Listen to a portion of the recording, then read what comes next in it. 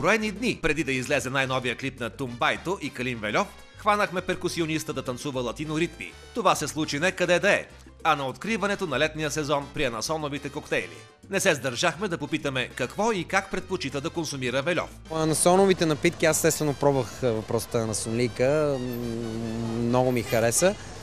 Обичам с таратора, с салата, такива неща консумирам, които са червеугоднически свързани някакси.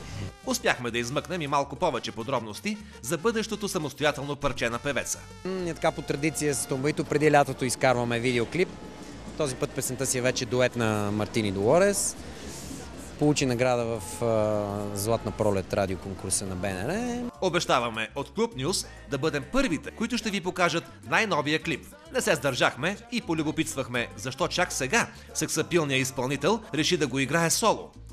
Поне на музикалната сцена. Прибирайки се в България преди 4 години от чужбина, всъщност това беше нещо, което исках да започна веднага, но така се случи, че с Нина стартирахме по-бързо с латино проекта ни и нещата тръгнаха и трябваше да хвърля сили и време там. И сега вече дойде наистина време за самостоятелния ми албум, който е в тотално нов и различен стил, така че много хора ще бъдат изненадани. Очаквайте съвсем скоро да видите и чуете и самите парчета на Калин. А до тогава не спирайте да танцувате и да се забавлявате.